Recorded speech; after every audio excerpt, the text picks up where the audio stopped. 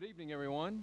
Good evening. If you could take a seat, and we'll come to order as I call the joint meeting of the Senate Reapportionment and Redistricting and House Legislative and Congressional Reapportionment Committee Town Hall meeting to order.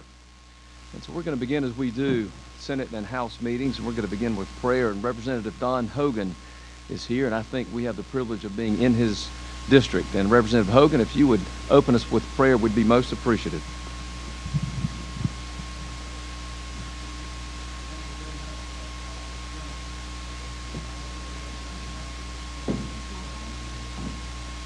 Very important decision that we're having to make, and we need to give it a lot of thought. People need to ask questions tonight, so we hope everything goes real well, and I think it will. Almighty God, we thank you for this day. Thank you for this community in which we live, the environment, and all of our friends that we have. May we be deliberate in the redistricting of our state. In Christ's name we pray. Amen. Amen. Thank you, Representative Hogan. We appreciate that. Well, good afternoon, folks. My name is John Kennedy. I serve in the Georgia Senate. I represent the 18th District, which is in Macon, in 6 counties around the Macon area. I'm also privileged and honored to serve as the chair of the Senate Reapportionment Committee. And in a moment, you're going to hear from the House Chair, Representative Bonnie Rich. We heard from Representative Hogan, and thank you for that. You also happen to be seated in the 3rd Senate District, which is represented by Senator Sheila McNeil. Sheila could not be here this evening, but I know that she is joining us by Zoom, so she's watching this. And also she had sent Mr. Cody Smith. Cody, raise your hand so folks know that you're here on behalf of Senator McNeil. If you want to speak to him after the meeting this evening, feel free to do so. I want to welcome you to this. As Representative Hogan said, this is a very important process that we go through. Representative Rich and all the members of the committee that you see before you or on the dais tonight, this afternoon, are very appreciative for you coming here. The purpose of this is for us to hear from you. So we want to be sure we're hearing from you, and in addition to the elected officials that we will hear from during the process of redistricting. We're going to go through a couple of processes, and let me tell you a little bit about the ground rules for tonight. First, this is the 6th meeting that we have held at various places around the state out of 11 public hearings that we will hold across Georgia to hear from the public about redistricting. We've had significant interest in this hearing, and based on the number of folks that we've had sign up on the sheet, everyone's going to have about 4 minutes to speak tonight. There's no magic to that other than Chair Rich and I take the total allotted time of the 2 hours this evening and divide it by the number of people that have signed up, and so that's how we get to around 4 minutes. And so for everyone who has signed up and gets to speak, that's great. If you did not get to sign up and you want to submit information, we're going to talk about that as well. So we're going to have several more meetings around the state coming up. Some are in person, and we're going to have one more on Friday that we will host in Atlanta, but it will be the second of our 2 virtual hearings that we're hosting for folks to give us the opportunity to receive your thoughts and input. We've got, just by way of a public service announcement of the remaining hearings that we have, tomorrow afternoon and evening we'll be in Albany. On Wednesday, we will be in Columbus. On Thursday, we will be in Macon. And on Friday, we will have our virtual town hall, which will be cited for the chair and I to be at the Capitol. In each of these meetings and hearings, we want to hear from you, no matter what your thoughts are or from what part of the state you come. We want you to tell us about your ideas about the process and about the plans that we will roll forward with regard to drawing the maps. Secondly, we'll be collecting written comments about from various parts of the state. We have a dedicated link for that, and you can find that from the main page at the Georgia State House and the Georgia State Senate websites. Our goal is to ensure that every comment that you want to make and every one that we receive goes into a central location so that we can utilize it in the drawing process that we're going to be going through. I want to again thank the members that you see on the dais with us this afternoon. These are your public servants. These are House members and Senate members that have traveled from across the state to be here for one reason, and that is to listen to you and what you have to share. Finally, for my comments, we're going to be making some changes in the process to ensure that we collect every piece of useful information about the process. Members of the General Assembly have received guidance from outside counsel about the importance of preserving records and information, and so that is foremost in our minds to make sure that we do just that. We've been making some adjustments along the way as Chair Rich and I receive information, be it from emails, voicemails, or other ways that you want to communicate with us. All of that is with the goal of ensuring that everyone's input in this process is received and collected. And with that, Chairman Rich. All right, thank you all so much for having us here today on your beautiful campus. This is my first time to get to visit here, and it's so impressive, and everyone has been so hospitable, so thank you all. I want to thank, of course, the members of the committee who are here. We also have members of our committee who are attending virtually via live stream since they were not able to actually make the trip to be here. We also have some of your local representatives here with us tonight. We have Representative Dominic Laricchia, who is here to listen to what you all have to say. We have Representative Al Williams. And of course, you heard from your representative here, Representative Don Hogan. We also have former State House Representative Ed Reinders with us. So once a public servant, always a public servant. Well, the million-dollar question, the one that everybody wants to know the answer to, is when will special session be? And at this point, we still don't know. The Census Bureau is saying that they will be releasing some preliminary data mid-August, but the final data that we need to draw the maps will not be released until September the 30th. There are still some lawsuits pending about this data, and we can't do very much until we actually get the data. So we have to start the process now with the time constraints that we have. Therefore, we are receiving public commentary like we are here tonight. We'll be hearing from people tonight live, and we also have heard from some people via Zoom virtually, and we'll be doing that again as well. In addition, we are collecting data, written data, from a central source on our legislative website. You should be able to go to the house.ga.gov or senate.ga.gov, and from that landing page, click the link there. We will likely be hearing from the public again after we receive some data. We just don't know yet exactly what that's going to look like. At some point after these public hearings, we, as our individual committees, will also have meetings to adopt guidelines and rules that will direct us in the legislative process for the special session. So for this hearing here tonight, we are going to first watch a short video that our Media Services Department put together to educate everyone on some of the basics for redistricting. Then we will open it up to the individuals who have signed up to speak. We have the podium there in the center aisle from which Representative Hogan spoke, which is where you will go to speak into the microphone so that we can record this and also have it live streamed. Now, oftentimes when politicians hold hearings, it's to hear themselves talk. But that is not our purpose tonight. Our purpose tonight is to hear from you. We want to know about your community and what makes it unique. We want to hear about your issues and knowledge that you have as residents of your communities, because you know it best. And it has been very enlightening as we've traveled around the state and heard from individuals about their communities. So we very much value what you have to tell us. So this is not a place for us to ask you questions or to answer questions. We want to devote all of the time that we have to hear what you have to say.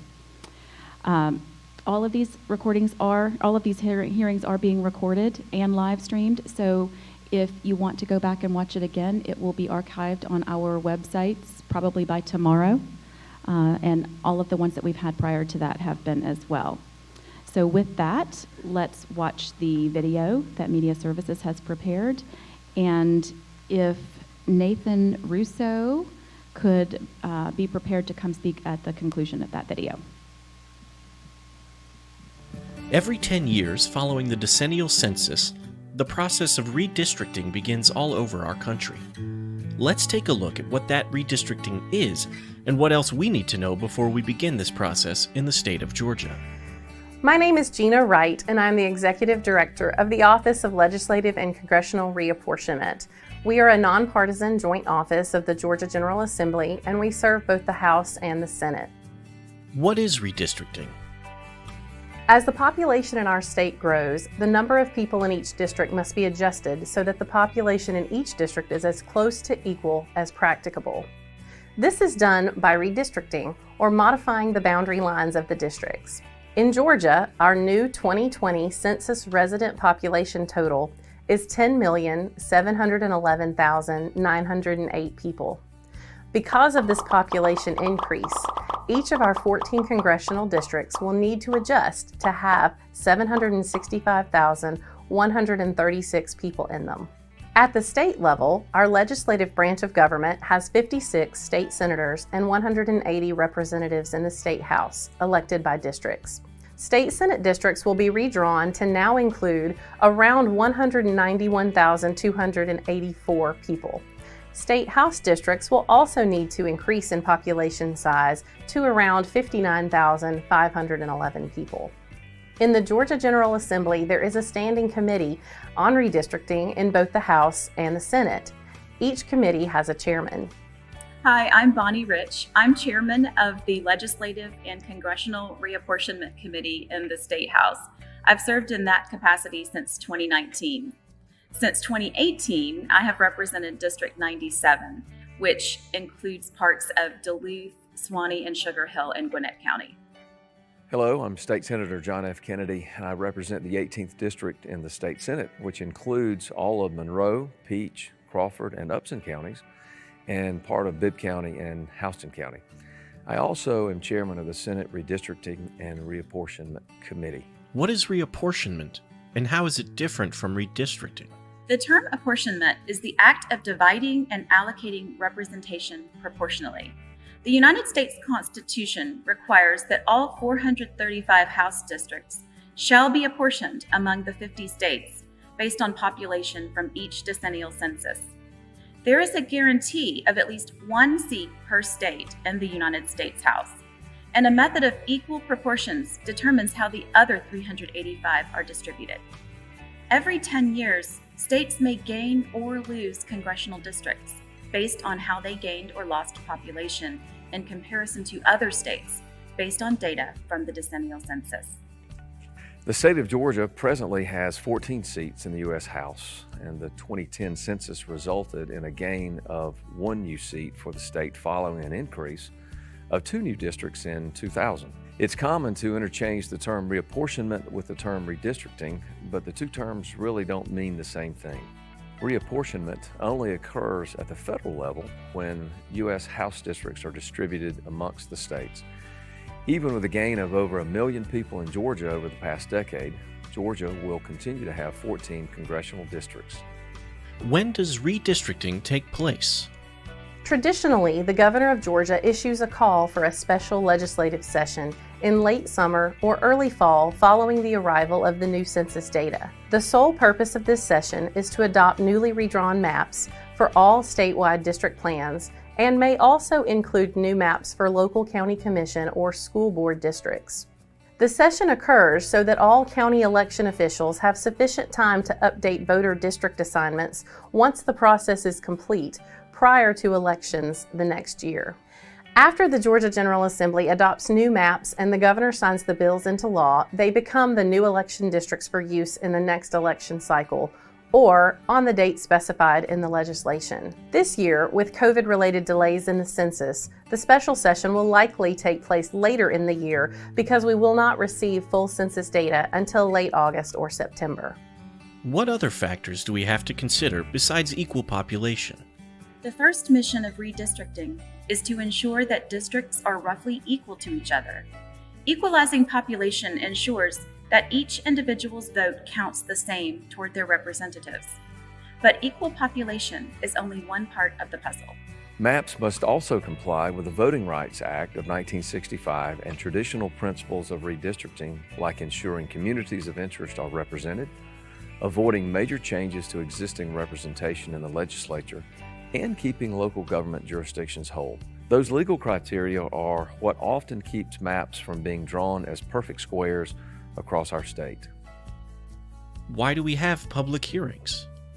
The redistricting process begins with hearing from the public. The General Assembly is ready to hear from you about the uniqueness of your part of the state, what communities of interest are here, and what important factors it should consider as we all prepare to redraw the districts later this year.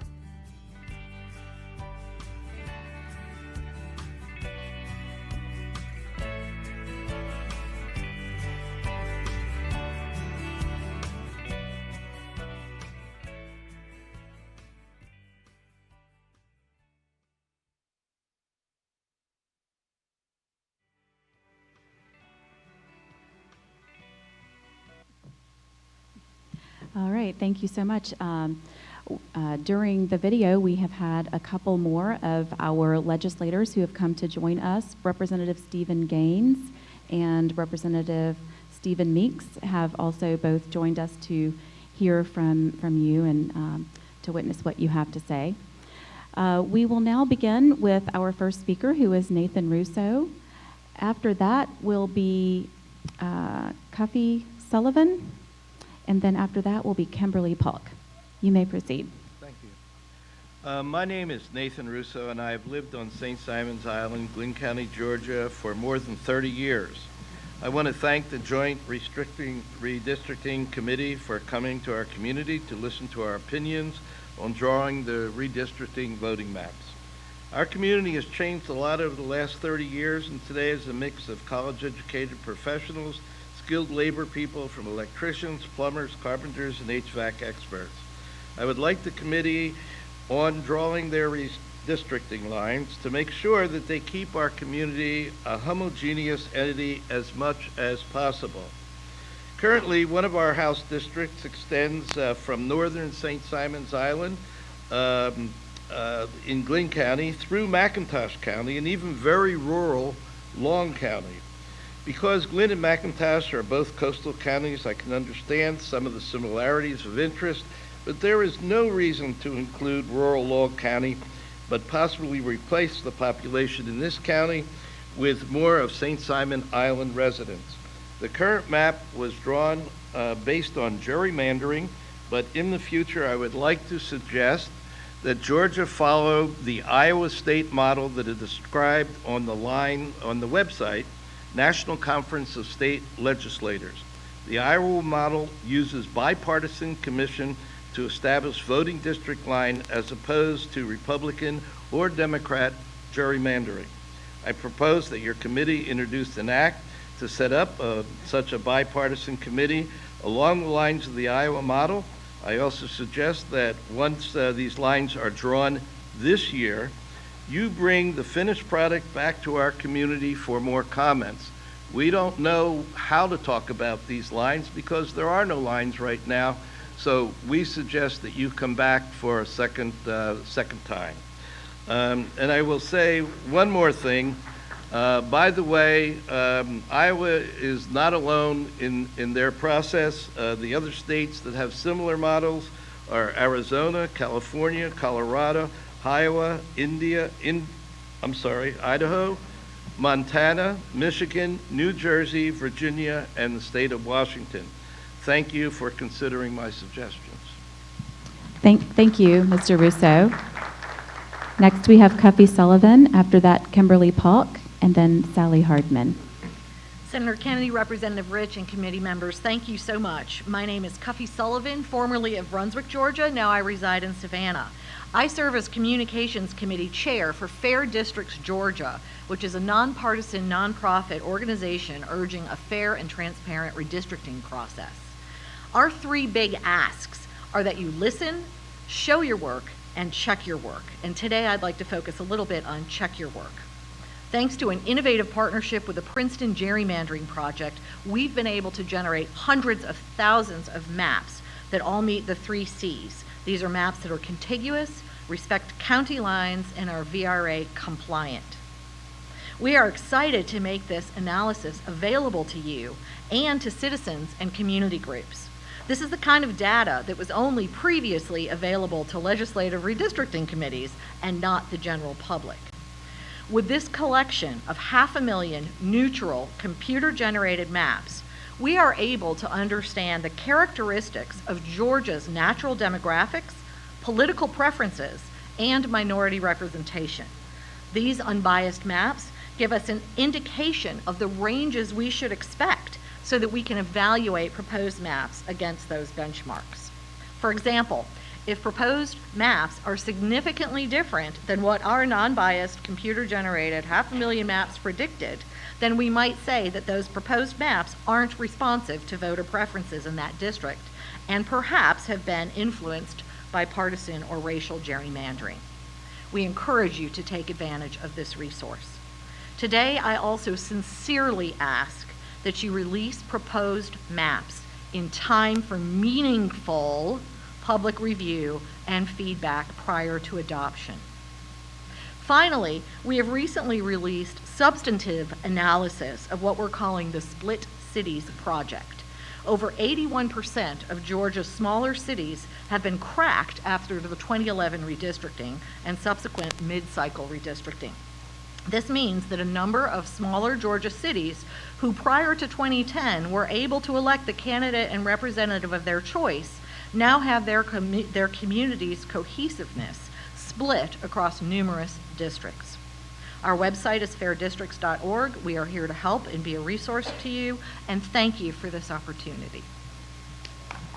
Thank you, Ms. Sullivan. Next, we have Kimberly Polk, then Sally Hardman, then Doug Harris.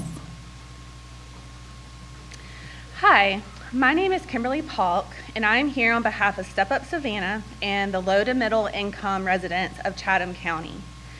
Step Up Savannah is a nonprofit established as a poverty reduction initiative and focuses on economic mobility and financial security as a direct service provider, advocate, convener, collaborator, and capacity builder to address the complicated issues around persistent poverty in the Savannah-Chatham region.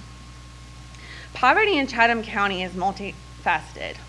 Those in impoverished areas not only lack money to pay for and maintain assets such as a stable home, reliable transportation, and education, but they also face limited access, information, and opportunities to resources that could assist them in getting ahead.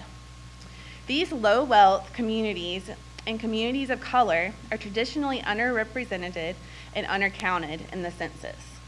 Therefore, they are not represented in mapping. It is incumbent on the state legislature to ensure that all Georgians receive the representation they deserve and should have. We would like the committee to ensure the redistricting process is fair and equitable for all low to middle income community citizens. By listening to the voices of all the community members, not only those represented in the census, we also request the redistricting process be made public so there is accountability and that the low to middle income voting street is not unreasonably compromised. Thank you. Thank you, Ms. Polk. Next, we have Sally Hardman, then Doug Harris, and then Mike Schumans. Hi, thank you for coming. And welcome to the Golden Isles, Senator Kennedy and Representative Rich. We appreciate the opportunity to come and talk to you. And I just want to talk a little bit about what Ms. Rich asked about what makes our area unique. And I would like to address, obviously, you've been here, you see our natural resources. Maybe you had a chance to see the Golden Ray sitting out there, part of it still. So we have some things that make us unique all along the coast. And I hope that we can stay cohesive and get our ideas representatives to work together for our groups. As the prior speaker said, with St. Simon's, we need a cohesive group. I'm a realtor. I can tell you I see tons of people moving in, just pouring in, and I know Atlanta's the same way. They're just pouring in to come to retire here. I just this last week saw where Georgia has moved into #1 for the place to retire, and deservedly so, but we need to make sure that these areas along the coast that are so attractive to these people looking for places to retire, that we have good representatives in the House and that we get our voices heard. Thank you. Thank you. Thank you, Ms. Hardman. Next, we have Doug Harris, then Mike Schumans, and then after that, Demonish Antachinch. Some of this is the handwriting, not my inability, which I do have an inability to pronounce all names, but all right, so Mr. Harris, if you can proceed. Thank you. I appreciate the opportunity, Chair Kennedy and Rich and the full committee. I'm a county commissioner from Appleton County. Appleton County was formed in 1818 from land ceded from the Creek Indians, and all or part of 14 present-day counties came out of the county of Appleton. It was the largest county east of the Mississippi at the time. Appleton County has been diminished geographically over the years by the other counties being carved out of it. That same method appears to be utilized in the redistricting of 2010. Part of Appleton County, part of Jeff Davis County, and part of Wayne County, which are south of the Altamaha River, were added into District 156, which is north of the Altamaha River. Whenever we can utilize natural geographic boundaries to maintain, as the video states, maintain jurisdictions whole, geographically as well as in the other, all arenas that are taken into account, we should maintain them as geographic complete entities rather than cutting them up.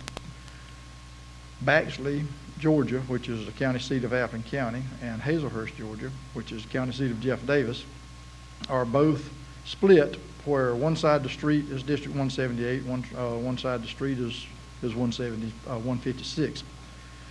So, if I wanted to call my representative, I'd call Stephen Meeks. If my constituent across the street wanted to call theirs, they'd be calling Miss Lisa Hagan now, who is the newly elected representative. If we allowed ourselves to maintain the natural boundaries, there's several things could be accomplished by that. One is that we would represent the entities, as the other young lady brought out a few minutes ago, geographically as well as culturally within the different communities. We have a little bit different viewpoints at different times. And Miss Hagan also, as part of her advertising campaign, ensured that it was known that people on the other side of the river needed a representative. Well, that's true of both banks of the Altamaha. We need to have our voices heard as well. And the other thing is that the Georgia Senate and the national congressional districts are inclusive, it appears, of total geographic entities like complete counties, and the counties are not cut up. My particular district in Appleton County has a couple of appears to be gerrymandered geographical locations, because you come down a road, be coming down a highway, and there's just a little cutout down below it that makes absolutely no sense. And it'd be easier for us to campaign, as well as other people, if you knew where your geographic demarcation lines are and they're follow natural boundaries. It would just seem to be better. So I implore you to do the best that we can to maintain the natural geographic boundaries, as well as include Appleton County either in one district or the other district, as well as Wayne and Jeff Davis, such that we would maintain a cohesive district within our geographic boundaries. Thank you. Okay. Thank you, Mr. Schumans. Actually, Mr. Harris. Next up is Chairman Schumann's, Mike Schumann's. After that will be Diminish Antitench, and then Christina Magera. My name is Mike Schumans. I'm from Baxley, Georgia, Appling County. I'm here to, first off, let me say thank y'all for hearing us today. I know y'all have quite a job ahead of you. It's a non-appreciative job. It don't matter which way you go with it. You're not going to satisfy everybody. So I can understand what you're trying to do and wish you the best of luck. But the county that I represent, Appling County, as chairman, we have 2 representatives. The only thing that we would like to ask for, if during the redistricting, if possible, we would like to have 1 representative for Appling County. And I know you're hearing that all over the state, but that's just my request. And the people of Appling County is, if any way possible, we would like to be represented by 1 representative. Thank you so much. Thank you, Chairman Schumann. Next, Diminish, and then Christina Magara, and then Divine McGrath. Good evening, chairs, members of the committee. First, I'll apologize for my handwriting. It is admittedly awful, and that was me trying to write neat. My name is Jamana Shantena, and I live and work in Georgia. I'm a redistricting coordinator for Fair Count, a nonpartisan nonprofit focused on equity, access, and participation in our democracy.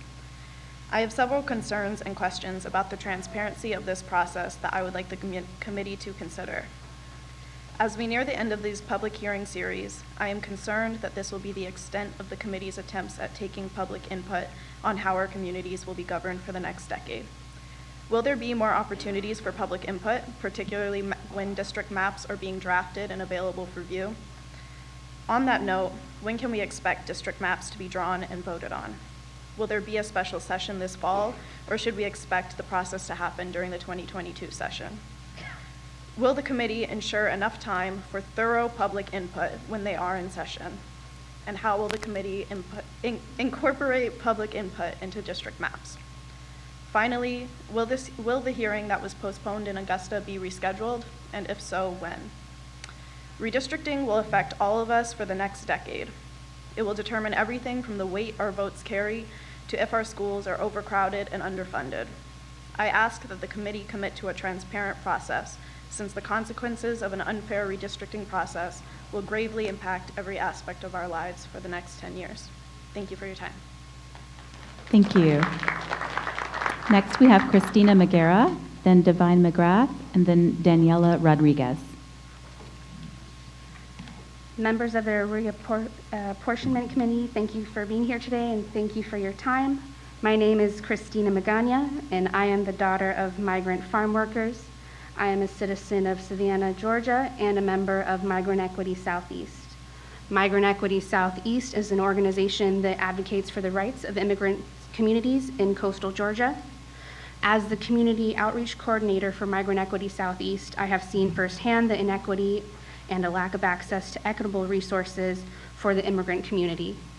From going back and forth with the health department to ensure that immigrant neighborhoods have access to clean drinking water and proper plumbing, helping immigrant parents navigate educational resources for distance learning during COVID, and witnessing the institutional barriers when immigrant families attempt to access medical and community resources.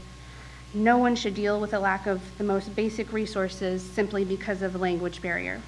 The immigrant communities of South Georgia have contributed to much of the success and growth of Georgia, yet their voices have been long excluded from our political system.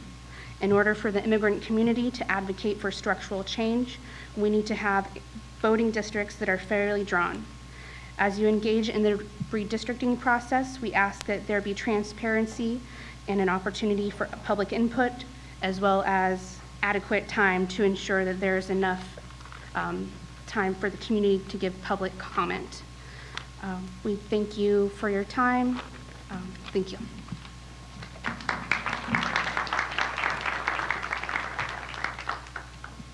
Thank you, Ms. Magana. Divine, is it Divine? Oh, it's Devin. Devin McGrath, and then we have Daniela Rodriguez, and then Jay Jones.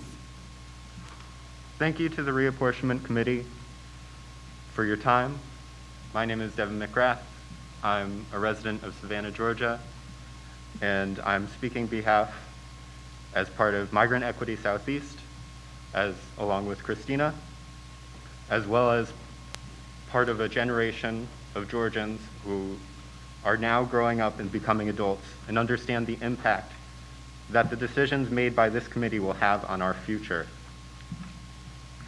Children across our states whose futures have and will be irrevocably affected by disinterested and politically motivated decisions of state legislators to underfund education, physical and mental health care, housing, and the other most basic needs of our community, while grossly overfunding the criminalization, surveillance, and over-policing of our communities. Georgia has one of the largest carceral systems in the world, allowing private bondsmen, weapons and surveillance manufacturers, and a plethora of other corporate interests to extract exorbitant profits from the suffering of our communities. As demonstrated by HB 286, our state legislature will enshrine over-policing by preventing even a 5% decrease in police budgets. Imagine if we allocated resources so that we could truly make our communities safe and thrive. Ensuring universal housing, health care, and university education for Georgians regardless of class, race, and state-imposed citizenship status, instead of all the resources we spend to criminalize and extract wealth and labor from our communities. We only need to look back 50, 60, 70 years to look at the county unit system, which overprivileged and overrepresented certain communities while underrepresenting by extreme amounts other communities until it was struck down in the 60s by the Supreme Court. While the structural issues that have long plagued our communities will not be solved by even the fairest reapportionment process performed by an independent commission that seeks to maximize the political representation of communities who have for centuries been excluded from political power, if the Georgia State Legislature fails to do so, it will stand as a testament to the anti-democratic, extractive, and exclusionary design at the core of our economic and political systems. Our communities are resilient, and we will continue to organize for the change and a better future. Thank you. I appreciate your time. Thank you. Ms. Daniela Rodriguez, followed by Jay Jones, and then Haley Watkins. Hello, everyone. Thank you all for allowing me the opportunity to speak today. My name is Daniela Rodriguez. I'm the Executive Director of Migrant Equity Southeast, which is a nonprofit organization that advocates for the rights of immigrants in South Georgia. I'm a resident of Savannah, Georgia, but Brunswick is a special place for me because this is where my family lives, and this is a place where I went to middle school and high school. Today, I would like to talk about my community, the immigrant community of Glynn and Chatham County. I love Brunswick, but I don't think Brunswick loves me back.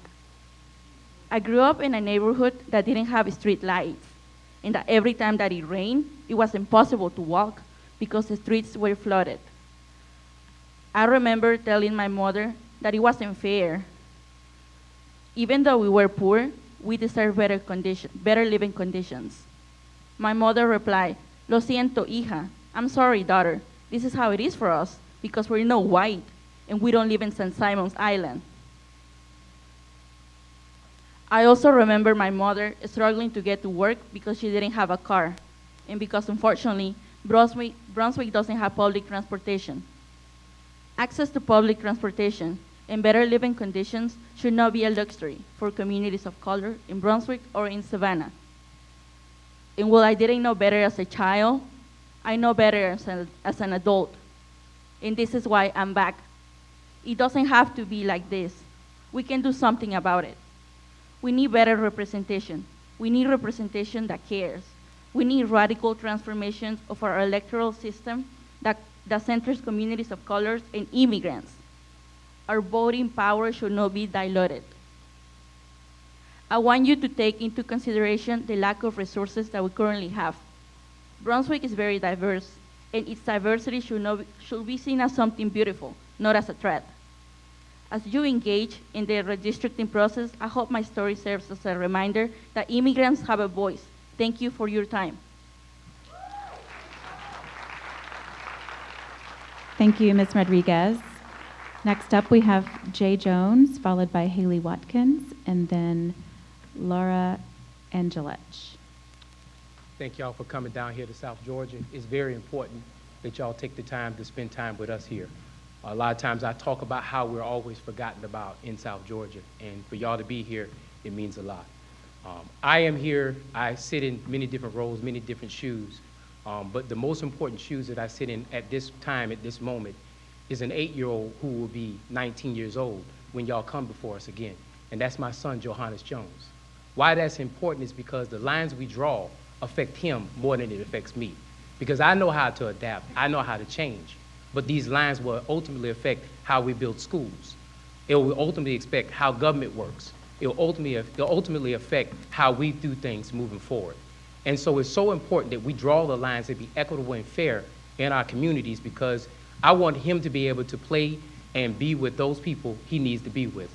And it shouldn't be gerrymandered or changed or reapportioned in any other matter to make sure that we're having those fair conversations and those fair playgrounds and those fair environments for us to play at. And so I say it again, I come here for my son. I don't come here as any of those titles I represent, because my son is the most important thing in my life. And I hope, and I've already heard how fair and transparent we should be, but making sure that we leave a future for our kids is way, way more important. And so I'll leave it at that. Once again, I appreciate y'all for coming down here to take the time to be with us in South Georgia. God bless. Thank you, Mr. Jones. Next up, Haley Watkins, then Laura Angelich, and then Taylor Ritz.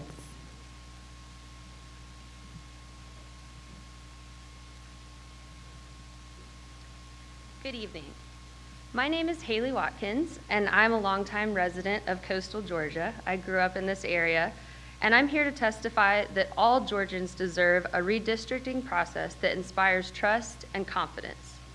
A fair and transparent process for drawing district lines is critical to the democratic process and affects every political issue, from the economy to public transportation, public education, healthcare, environmental protections, voter access, and more.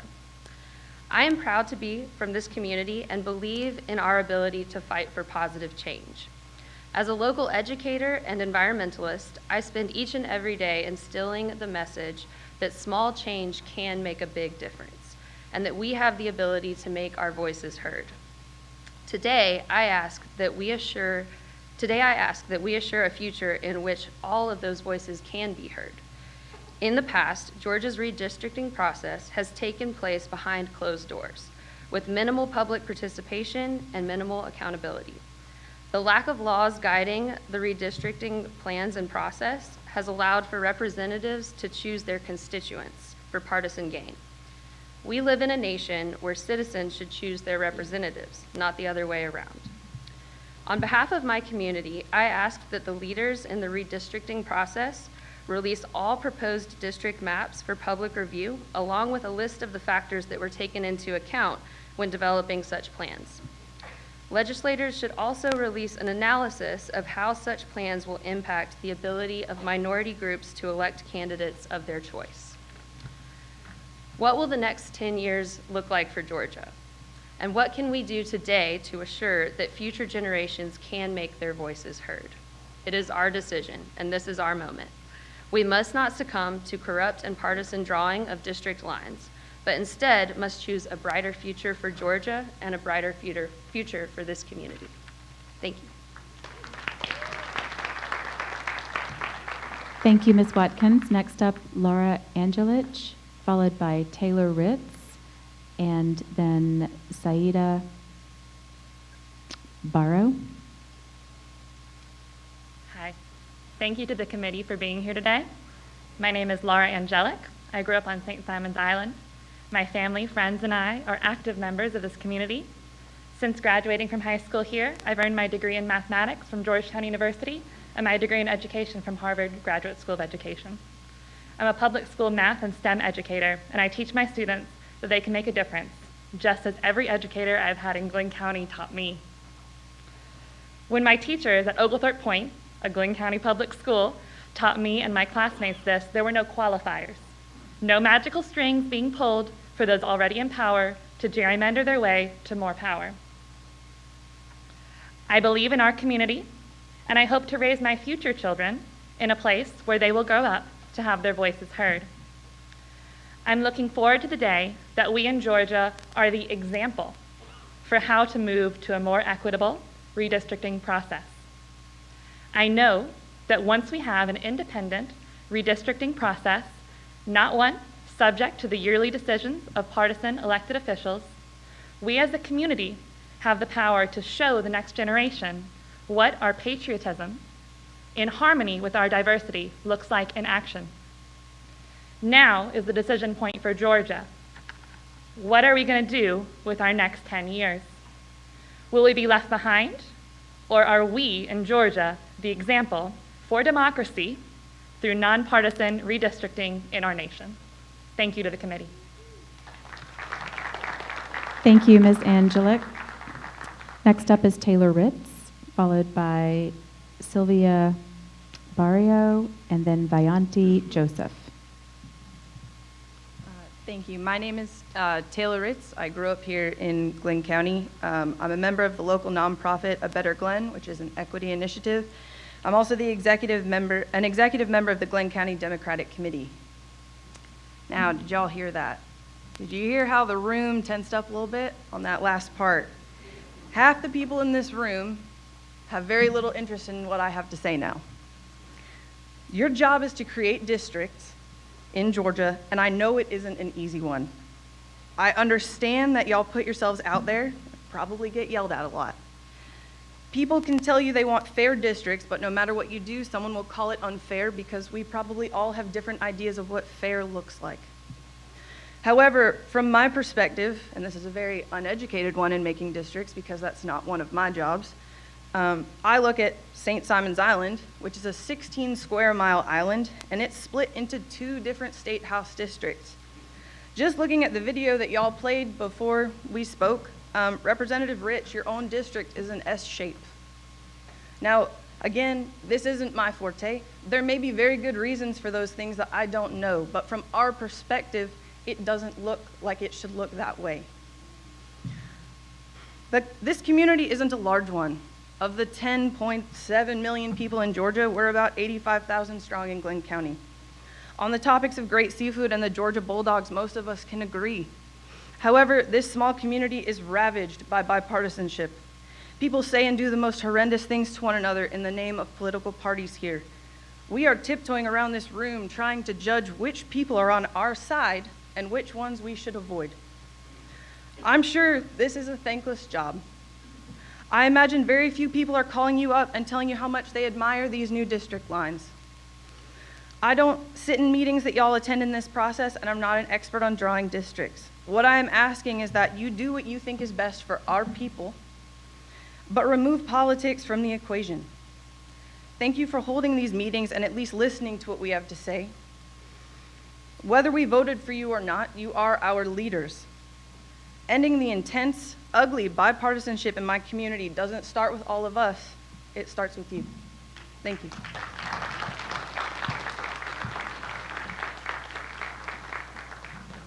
Thank you. Next is Saida Bono, and if I could, before we give you the mic, I neglected to acknowledge and recognize Macy McFall is here. She was here a little earlier. She may have stepped out of the room for a moment, but she is with Lieutenant Governor Jeff Duncan's office, and she's with us this evening also. Ma'am, you have the mic. Thank you. Thank you, and yes, my name is Saida Bano. Thank you so much. Good evening, everyone. My name is Saida. I come from a family of Pakistani immigrants. I grew up between Gwinnett and Forsyth counties, both places where vibrant immigrant communities exist and continue to exist. And I'm a community organizer with the Asian American Advocacy Fund. The Asian American Advocacy Fund is a nonprofit organization that advocates for federal, state, and local policies that will improve the lives of Asian Americans, Pacific Islanders, and other immigrant communities in Georgia. So I want to start by thanking the chairs and the members of this committee for having this public forum. While working as a community organizer with the South Asian community during the 2020 election cycle, I held conversations with hundreds of community members. whether it was through the in-language hotlines we had, virtual question forums, or in person at small businesses and places of worship. There's one anecdote that stands out to me the most from all the conversations I had. There was an elderly South Asian man who called on the last Thursday of early voting, letting me know that his absentee ballot status stated rejected. He said that he planned on going to vote in person the next day, which was the last day of early voting. I told him make sure he brought his ID, let him know that it wasn't that bad of a process, and just mask up, it's fine. He called again late Friday morning saying that he went to the polling precinct that was the closest to him, but it was turned away because it wasn't in his county. He was really confused because it was literally the closest one to him. So after a little bit of research, we realized that the one that was only 10 minutes away from him was actually not in his county, so he couldn't vote there. We did some research really quickly, and he was able to go to one in Forsyth County where he was able to vote and everything worked out. After it was really hard to explain to him why it didn't work out, because how do you tell just a really nice dude who's in his late 60s who wants to vote because he knows how important it is, but it's the middle of a pandemic, he doesn't want to risk his life, and his ballot was rejected, and it was because the place he's trying to go doesn't work out. So I thought of a personal anecdote that I had to try to offer him some solace, which I don't know if it did. But while I was in high school, I remember being able to hear the class change bells from my backyard of Lambert High School, the county's newest high school of the time, while I was driving 17 minutes to get to South Forsyth High School. I remember doing the math. If I leave my house at 8:02, I can still be there by 8:19 and have a minute before the bell rings. It was like a really big science in my head. And so I thought about that all the time. But then when I was in middle school, when we were finishing middle school, half of my friends group went to South Forsyth High School, the other half went to Central Forsyth, while I could still hear the bells of Lambert High School from my backyard. Of course, as a terrified high school freshman, this was just me wanting to really be with my friends because I didn't know anyone else. But as someone who's working in the advocacy space now, I know it's more so about keeping communities together. I know that while I know this committee will be responsible for drawing district lines for congressional and state legislative districts, you all will set the stage for redistricting for local governments and school boards. So I ask that you take our communities into consideration and lead by example for other redistricting processes to follow. We ask that you prioritize keeping our communities together as you move along in the redistricting process. No community deserves to be underrepresented because of unfair, unjust, and unrepresentative redistricting, especially when that comes with overrepresentation of other communities.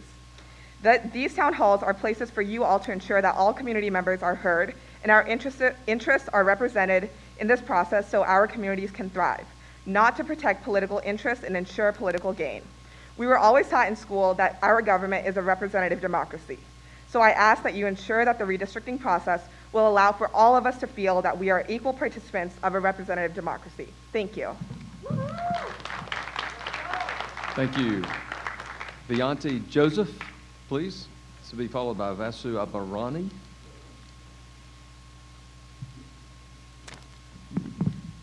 My name is Vianti Joseph, and I am the organizing director of the Asian American Advocacy Fund, an organization that is dedicated to building a politically conscious, engaged, and progressive Asian American base in Georgia. But more importantly, I am a Georgia resident for over 30 years. Which is obviously most of my life. I've gone to school here. I have worked here. I am raising a family here in Georgia. And thank you. Thank you for giving me the opportunity as a Georgian to lend my voice to this process. Now, you didn't come to the 6th District where I am, so I came hundreds of miles to you because this is my home. Georgia is my home. It is my family's home, and I am here today because I care about what happens in my home. Like you, I have listened to every single testimony of every single town hall so far, glued to my laptop for hours. And I have noticed many similarities in the requests. I don't have any new requests, but I have decided that watching others testify was not enough. I understand that you're doing a difficult job, and you've said that you will not answer any questions, and I totally understand the need to receive complete information before making any decisions. But I wonder, when will you respond to all these statements that are being made across Georgia? When and how will you address the numerous requests for a fair and a transparent process? When will you address the requests for community inputs into the redistricting process? When will you respond to the asks for the timeline and the process?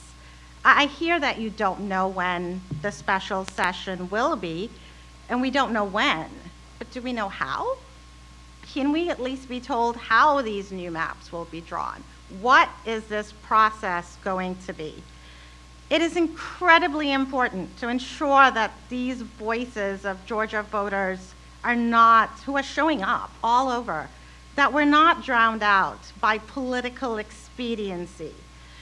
We encourage you, the members of the Reapportionment Committee, in good faith, to collaborate with and engage with the community members, organization, and others around the state to ensure that the process is fair and representative of a democratic process that is rooted in community representation.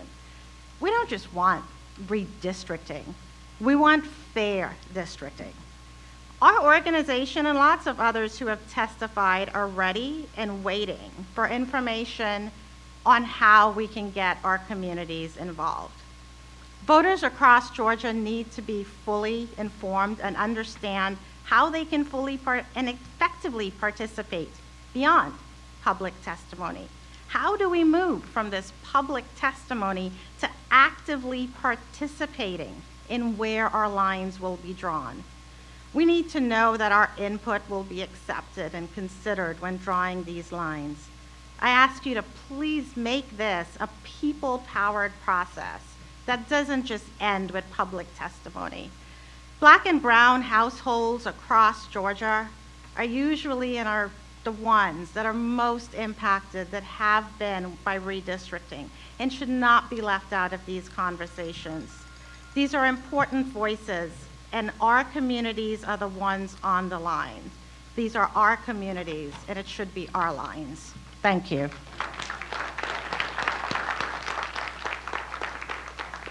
Thank you.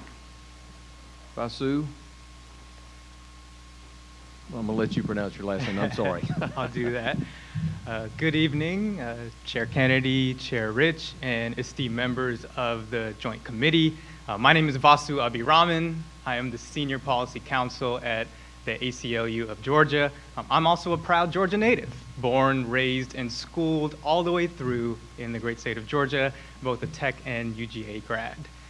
I am a proud Georgia native, but there are a few things in this state I am not so proud of. I'm not so proud of the fact that we have seen 8 rural hospitals close over the past decade.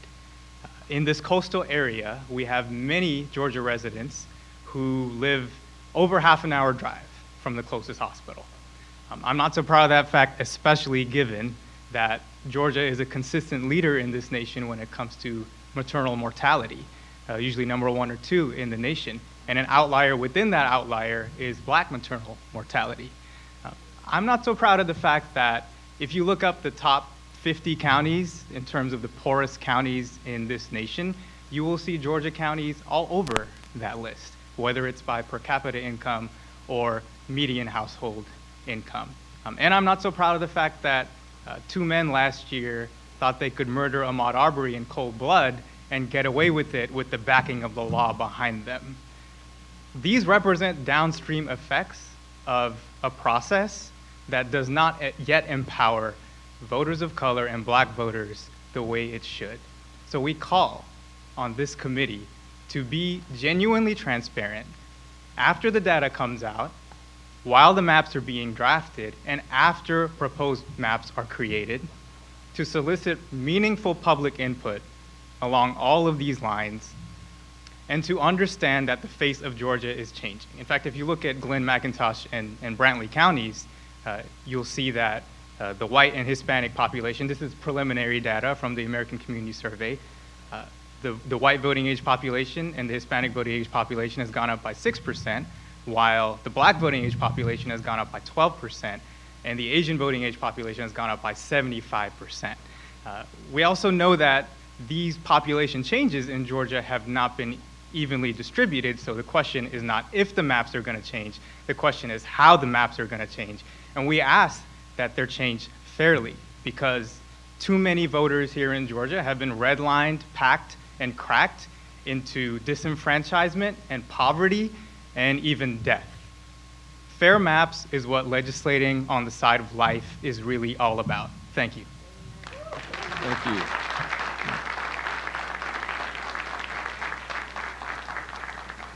Alicia Stallworth next, to be followed by Edna Jackson. And while Ms. Stallworth makes her way down, I understand that Savannah Mayor Van Johnson is with us, and former Mayor Edna Jackson is also here. So welcome to you. Thank you. Hello, my name is Alicia Stallworth. I'm here representing Planned Parenthood Southeast Advocates. Thank you all for being here today. I really appreciate you all taking the time out to be here.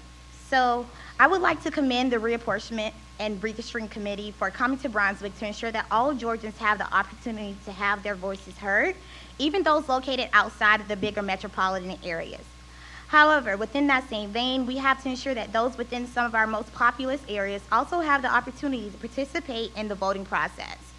Without access to voting, our ability to advocate for reproductive rights and access to health care is jeopardized, which is why Planned Parenthood Southeast Advocates is advocating for a fair and transparent process.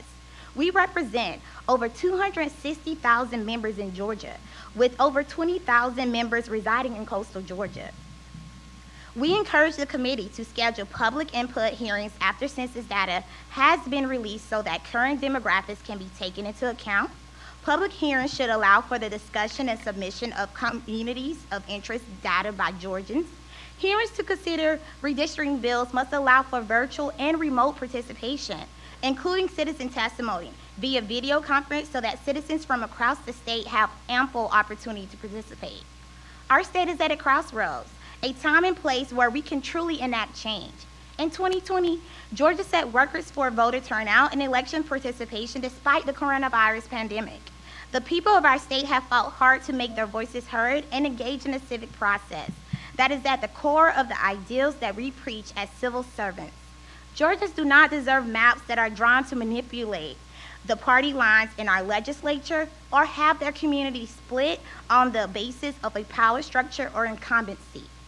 We deserve and we demand fair districts that are drawn with ethical consideration of community and representation. Thank you so much for your time. Thank you. Edna Jackson, please, followed by Nina Altschiller.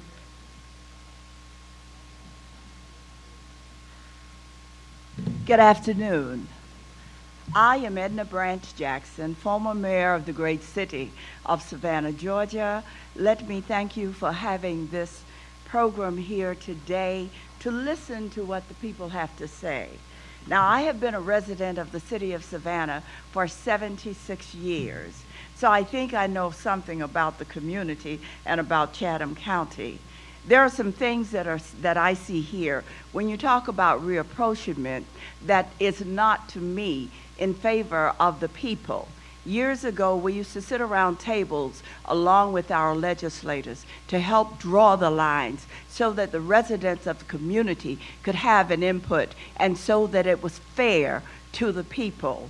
Equity is so important today in what we have to do, and we don't want to see any gerrymandering of what have you in order to bring forth more residents in one area than in others that may be partisan by a partisan division. We don't need that. But the one thing that I'm very concerned about, and my mayor said, now be nice, so I'm being nice, is that Savannah, when I looked at your map on this paper, there is one little dot down in the southern part of the state of Georgia. We want to know, why can't we have session in the city of Savannah and Chatham County, because we're the ones that are within the drawing district that we need. Remember, Savannah is the first city of Georgia. And we feel that we are not getting an opportunity to express what we are really interested in. Yes, we came down to Brunswick, a beautiful city, but Savannah surrounds itself with Chatham County, Effingham County, many, many, many areas. So we're asking you if you will rethink your schedule and at least have a committee to come down and talk to the residents of Savannah. This represents to us that, well, to me, because I am speaking as an individual, but it represents a way of disenfranchising people. And that is what we do not need to happen in the community. Thank you for affording me the opportunity. I'm sure that I'm going to cut myself short so that the mayor can talk to you about the things that are happening in our community. But think first, before you end the schedule of coming to the hostess city of the South and talking with the residents, the business community, the religious community. I left a program today made up of members of the AME Church. They are concerned about it. And there are many, many groups as to why Brunswick was selected and not Chatham County being selected. Please rethink what you're doing, rethink your schedule, but please rethink about the people, not about how your lines will be drawn, but about the people and the kind of services that they need in their community. Again, thank you very much. I didn't come with any paper. I wanted to come from the heart because I know it is about the people. Hopefully you will remember that also. Thank you very much. Thank you. Nina Altschuler, and followed by Julie Jordan. Good evening. I'm Nina Altschuler. I'm president of the League of Women Voters of Coastal Georgia, and I thank you for holding this hearing. I agree with Mayor Jackson. It would be nice to have one in Savannah as well. I came down from Savannah today, though we do represent the whole coast of Georgia. We hope you will return to share the redistricting maps once you have drawn the lines. I want to reiterate that. We hope you will return once the redistricting maps are drawn, and maybe Savannah could be considered as part of that conversation. The League believes strongly that partisan politics shouldn't determine voting access or districts. According to Ballotopia, 76% of local races and 51% of state legislative races were uncontested in 2020. This impacts voting. Elections with no opposition have 12% fewer participants.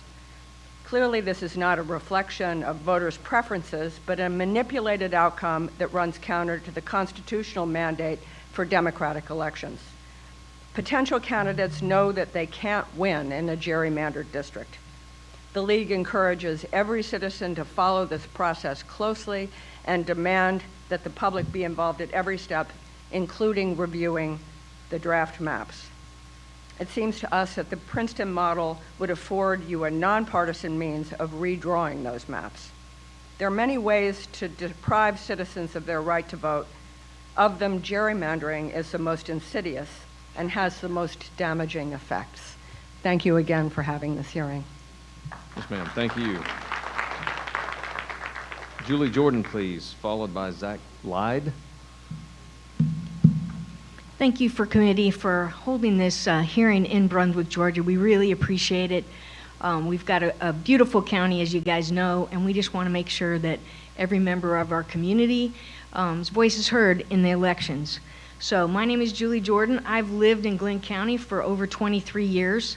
I've been a school teacher and administrator in our school system here for over 20 years. And I'd like to think I know a little bit about the community, especially in Brunswick, and what their needs are.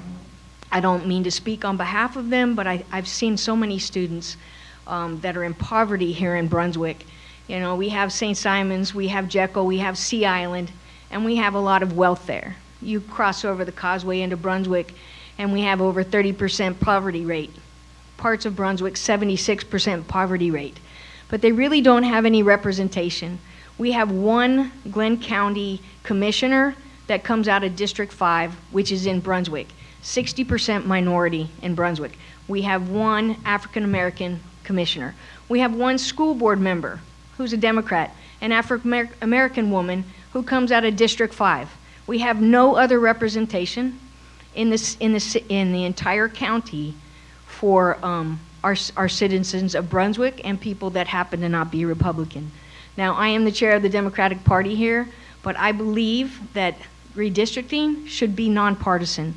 I think it should be fair, and that everyone should have a fair chance of being represented by who believes in your same beliefs and what you hold dear, that we should all be able to have opportunities and health care and that. So I'm asking, even as a Democrat, I'm asking for fair and transparent redistricting.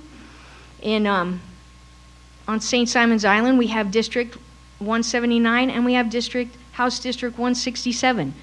District 167 is a little rectangle of St. Simons. It goes from Sea Island Road all the way to the left side of St. Simons to the far end of the island. That's it. That allows double representation for basically St. Simons Island. And it neglects representation for the city of Brunswick and the rest of our county. So I thank you for having this hearing, but I urge you to have transparent process and fair redistricting that's nonpartisan. Thank you so much. Thank you. Mr. Jack Lyde, please, followed by Brett Holm. Good evening. My name is Reverend Zach Lyde, and I'm a little nervous because my wife is behind me.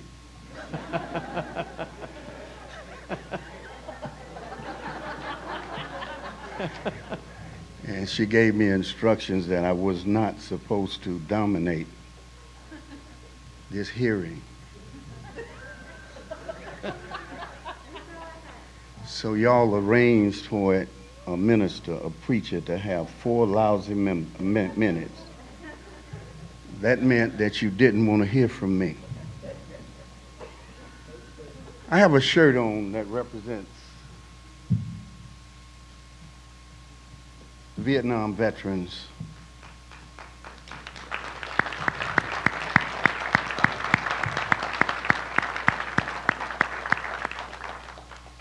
Now you done made me mad. The reason that I'm representing the Vietnam veterans in the issue of Marshals of Glen GI Club is the very reason that one person on the back of this shirt that was killed in Vietnam was left off of this shirt. His name is not on here, which means that gerrymandering has been the same practice of leaving folk like me out of the discussion. If I had been in the discussion, I would have said to Representative Rich, I know why your district is an S district, because it stands for slaves. You can if you want to, but the reason that we are in the condition that we are in now is because we have not been truthful about none of this. And tonight, I don't expect fairness. It's the young folk that expect fairness. It's my grandchildren that expect fairness. They won't get it because you're going to leave them out. I have not seen one Republican stand up to this podium tonight because I know what they know.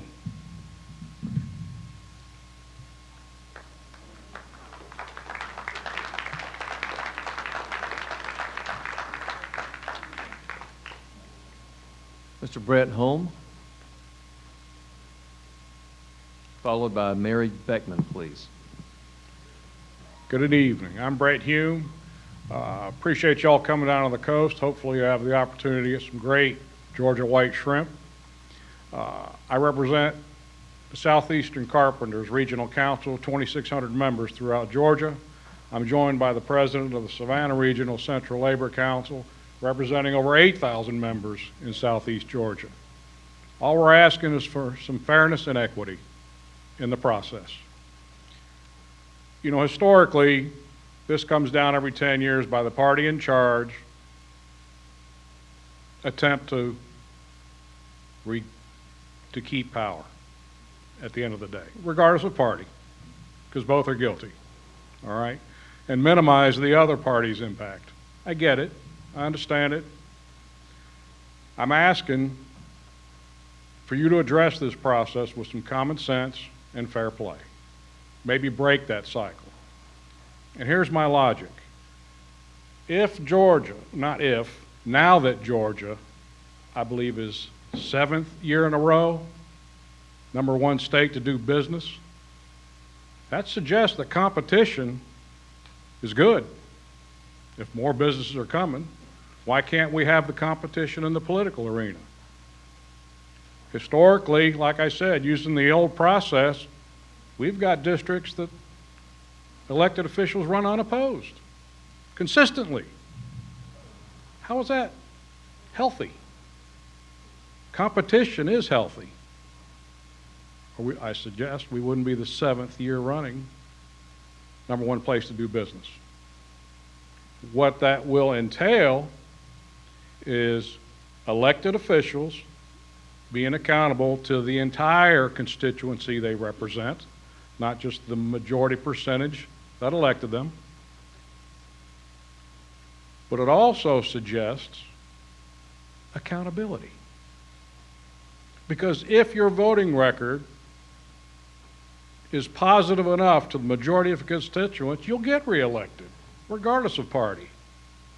Because that's really all you have to go on. You can glad hand and treat people nice to their face, but when you get up to the Gold Dome, some of the decisions you make are contradictory to the district. And the majority of working people are busy working. And they don't find out until the effects directly hit them between the eyes. I would suggest the second speaker's suggestion about using a template to begin with, the computerized versions of what a fair district would look like. And I understand there's tweaks and adjustments, I get it. But at the end of the day, if you do a good job and do a right job as an elected official, you'll get reelected. Thank you for your time. Thank you, sir. Mary Beckman, followed by Max Hess, please.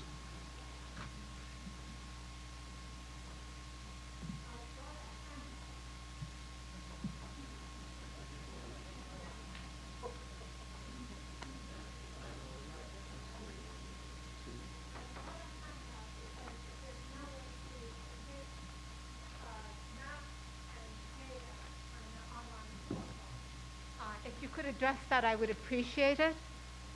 And thank you so much, committee and chairs, for coming down here. We're often neglected down here in the south of Georgia, and I can tell you that as someone who lives in the southernmost part. My name's Mary Beckman, and my husband and I have owned a house in Camden County since 1998.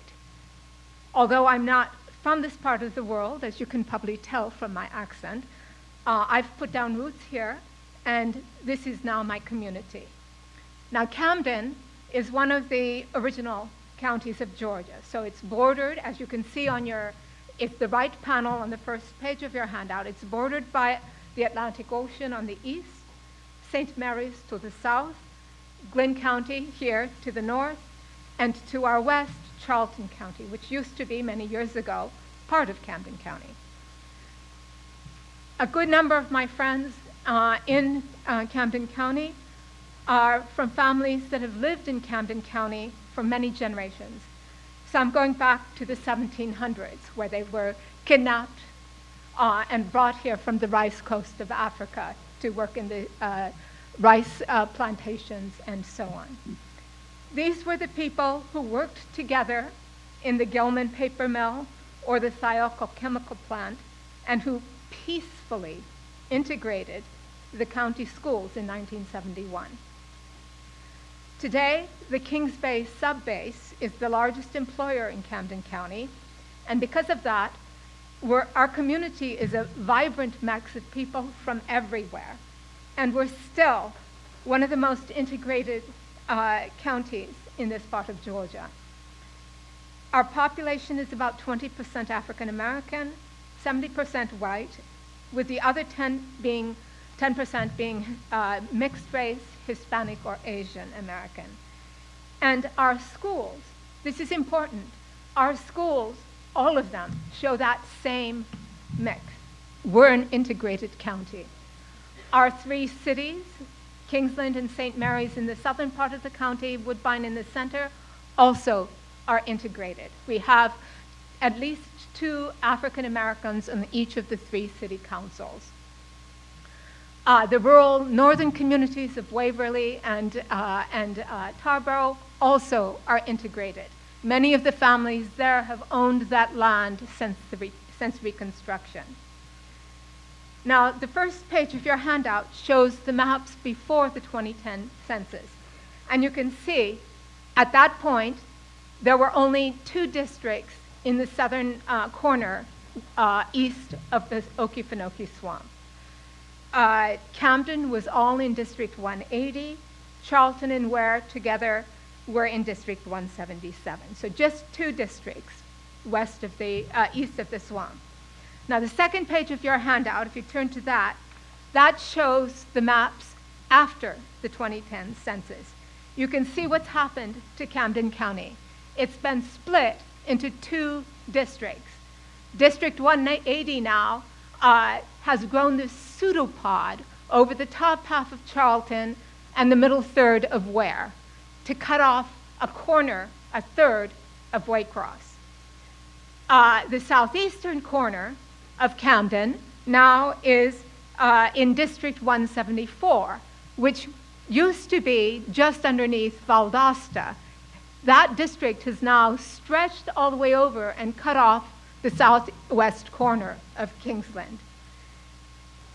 The representative in District 174, he lives way over in a little town on the outskirts of Valdosta.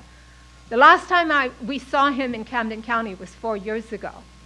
The last page of your handout shows what the Kingsland City website says is about our representatives. They only list Representative Saines, District 180, even though John Corbett's district starts right across the road from City Hall.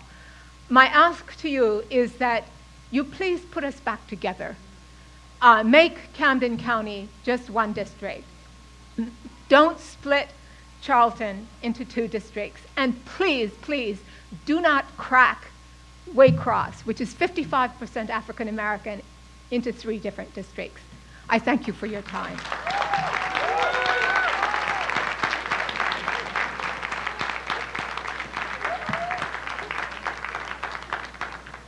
Thank you, ma'am. Max Hess, please.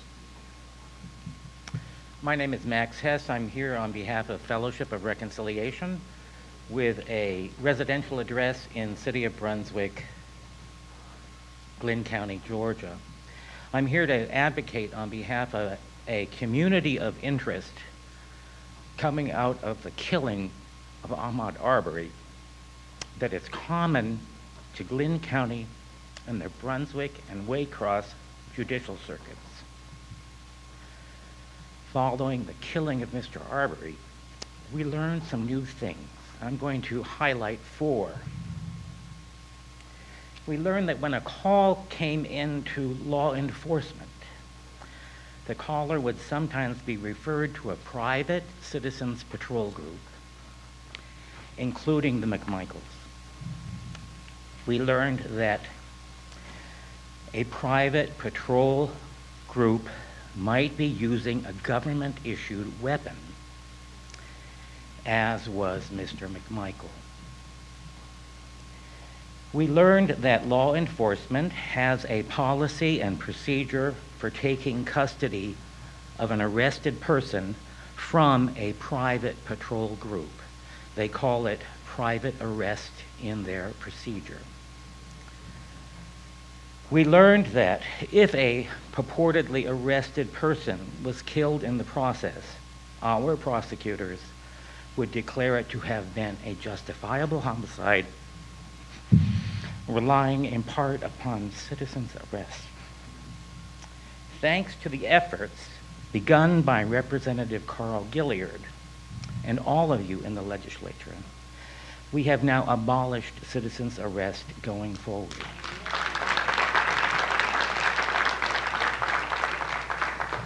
But there is unfinished business. We need to find out, for instance, how many citizen patrols are still operating in our community. We need to find out whether law enforcement is still referring callers to the private patrols. We need to find out if the private patrols are still using government-issued weapons. The promised investigations, these were promised by the Georgia Bureau of Investigation and the U.S. Justice Department in May of 2020, have gone nowhere as far as we can tell. So I'm urging that we need to draw our district lines to recognize a community of interest in having representation that is interested in demanding investigation, reform, and accountability in these matters. Thank you. Thank you, sir. William Ligon Sr., please. Followed by Patrick Duncan.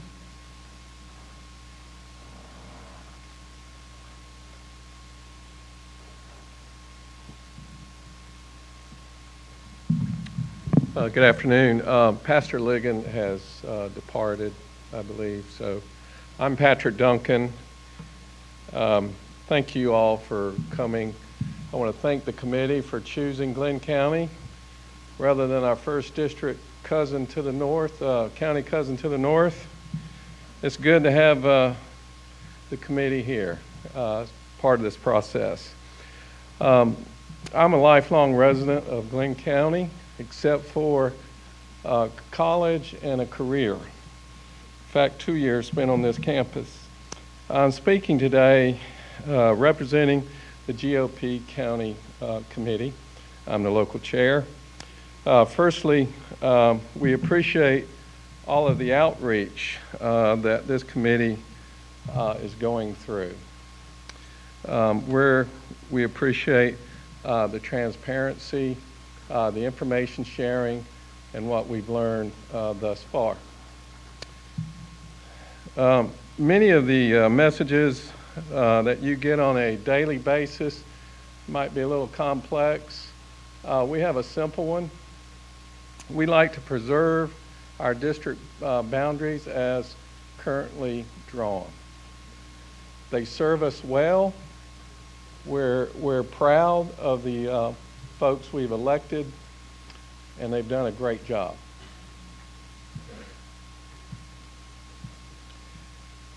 Mathematically, our county has 85,000 population. Mathematically, we're going to be 1+ district no matter how you do it, okay? And that's currently what we have. We currently have one district, and then we have part of another district that covers our county. We're not complaining about that. There's no way we can get one district for the whole county. You hear some people advocating for carving out the island, as we call it, to be covered by one district. I'm afraid to say it, most Glenn Countians do not support that cause. Okay, there are other issues, won't go into, that are behind that, but we think we are served very well by our two districts.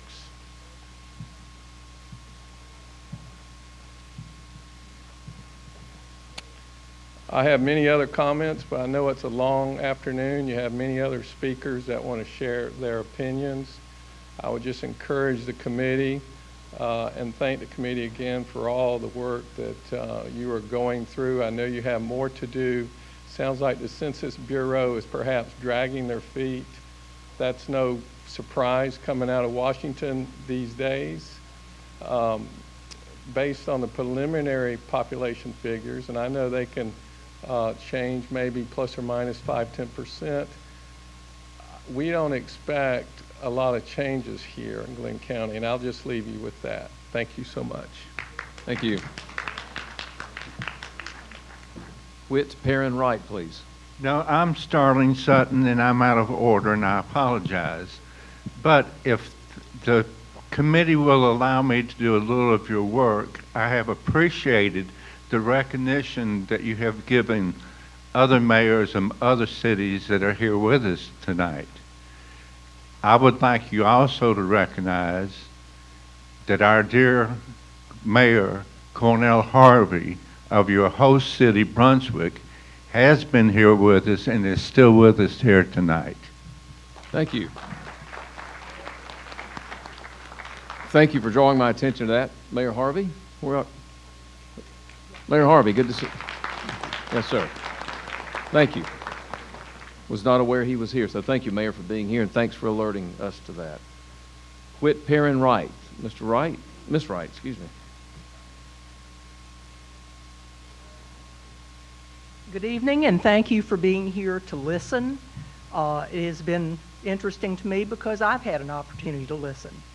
I am a native Georgian. I grew up in Northeast Georgia. I lived in the city of Atlanta for a major part of my lifetime. I lived in Northwest Georgia, and in my career I've traveled all over the state of Georgia and have always followed what goes on in our government. I'm happy to be here as a citizen, to be able to participate in that. And I just want to say I'm happy with our district as it's drawn. I live in Glenn County. I'm pleased with our district as it exists. I'm pleased with the first district as it exists. I know that with the numbers there may be changes, but I would simply ask that you do what you can to help maintain our community. Thank you very much. Thank you.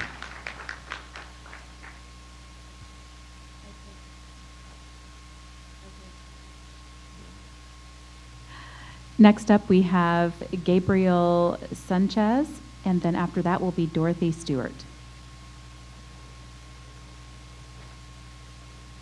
Hello, everybody. I'm Gabriel Sanchez. I'm born and raised in Georgia, up in the metro Atlanta area. I'm coming down visiting my colleagues down here in the coastal area.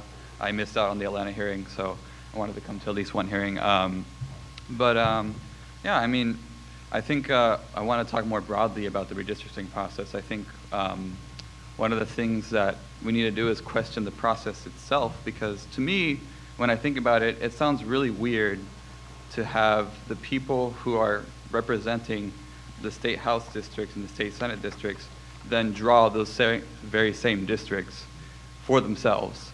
Seems like a lot of conflict of interest there. I don't know. That's just me. I mean, I think about it, if you think about sports, like if two football teams play each other and then one football team wins, that's like saying, all right, well, that football team gets to pick one of their players to be the ref in the next game. Like, why are we doing that in government? Like, why are sports more fair than our government? That should not be how this works. Like, and it's not just Republicans or Democrats, it's both parties do this whenever they're in power. The Democrats did it in 2001, the Republicans did it in 2011. I mean, in 2011, 2 Democrats in Atlanta were put into the same district so that there was only one left. I mean, come on. Like, you can think a little bit about why they did that. So, like, let's not play around here, all right? We should have fair districts, and we should have a non-partisan independent commission in control of this process solely, because regardless of which party is in control, they're going to do, like, I'm not saying y'all are bad people. I know you're all good people, that's fine. But at the end of the day, like, with all due respect, y'all are politicians, all right? You have political interests, all right? And those political interests are going to be involved in whatever decisions you make, and regardless of what your intent is. So We should just make it as fair and objective as possible. You know, we don't do this in sports. We shouldn't do this in our government. Our voters should pick the representatives, not the other way around. Thank you so much. Thank you, Mr. Sanchez. Dorothy Stewart, and then on deck will be Bob Duncan.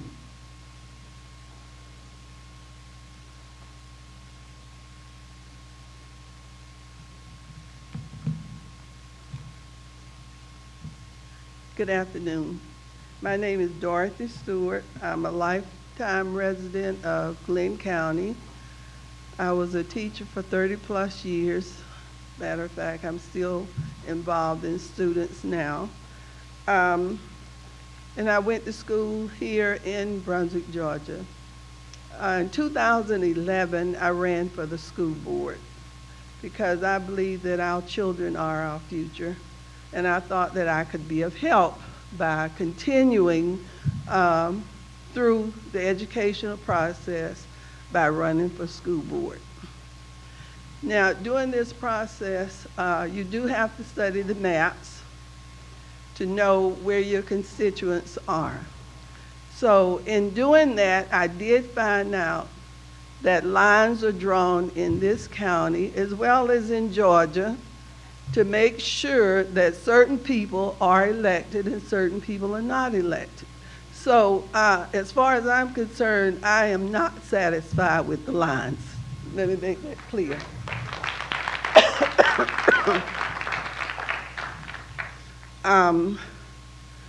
Also, the committee that draws up these lines are not transparent, they are not fair, and they do not have everybody's interests, good interests, when they do these things. So we need to make that clear. Now, I am for a fair, transparency, and equitable redistricting of Glenn County, state of Georgia. And I do want that to happen, and that's why I'm here today to speak on that behalf. But I do think that we should have a committee to bring this before us, before you all decide. Don't let us find out again that our voices have not been heard. That's all I want to say. Thank you. Thank you, Ms. Stewart. Next up is Bob Duncan, followed by Rhonda Houston. Good evening. My name is Bob Duncan. Keep my remarks brief. Many things have been said this evening. It's been kind of interesting to hear some. As my brother spoke earlier, talk about mathematically, we've had about a 9% increase in population in the state. In Glenn County, I don't know if our numbers have tracked just below or just above the state growth. Independent of that, the lines will be very little moved for Glenn County, in my view, simply because the numbers don't indicate large movement. I can understand the tweaks. I like having 2 representatives for our state, our county, because I think it gives us 2 voices in Atlanta. I'm thankful for the committee members that are here. Welcome to the Golden Isles. I realize it's not your first time here. We like seeing you each time that you do come, and we like you bringing your money here to Glenn County. Thank you very much. Thank you, Mr. Duncan. Next up is Rhonda Houston, followed by Shantae Ford.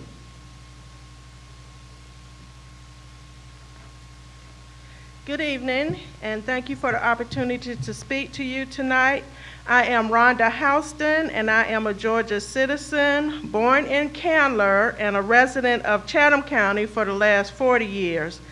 Based on the testimonies tonight, we can see that Georgia is diverse, and the people want to be heard, and they want to be represented equally. The criteria for redistricting are contiguity, compactness, equal population, preservation of existing political communities, partisan fairness, and racial fairness. Questions I would like for the committee to consider are, can you explain the process you plan to use for drawing the maps? Are you considering race, population, and equitable representation? What are you planning to do to prevent gerrymandering? What are the processes to ensure transparency? Most of this has already been said tonight, but I think the more that you hear it, the more you maybe will listen and will act as the people of Georgia are asking you to do. Will you consider public hearings after initial drafts of the maps? What can we do as citizens to be assured that the reapportionment and redistricting decisions benefit the people and not the politicians? Thank you. Thank you, Ms. Houston. Shantae Ford is next, followed by Eric Thomas.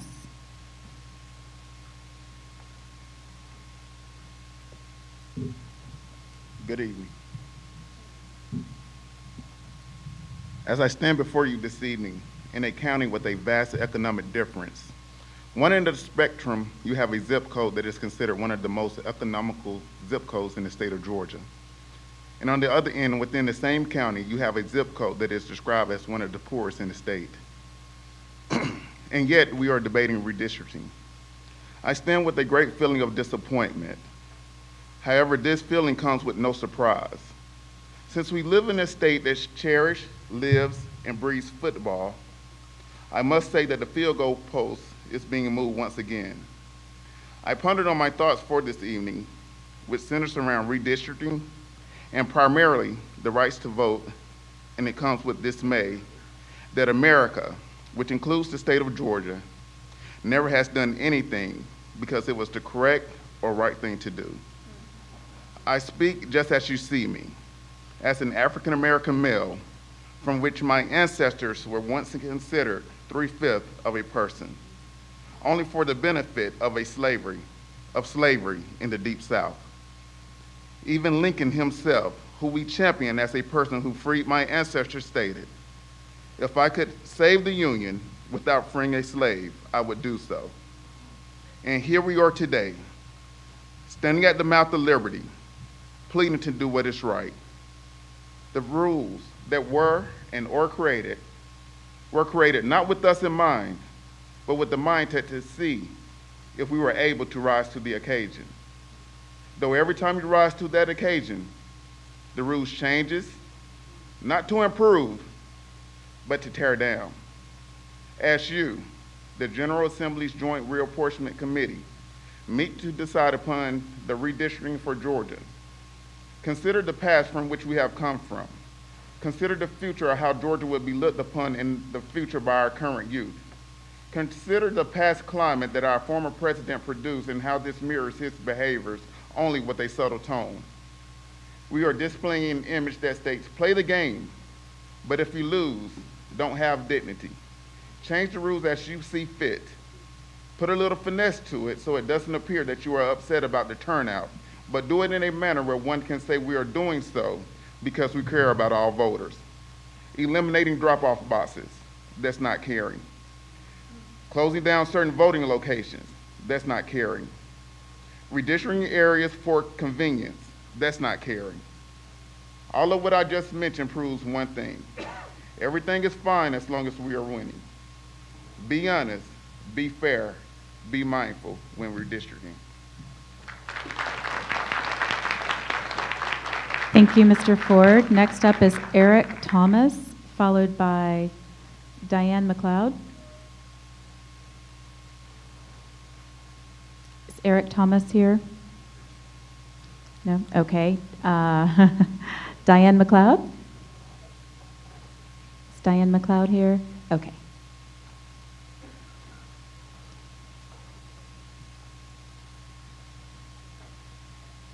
Good afternoon, and I would like to thank you for the opportunity to be here.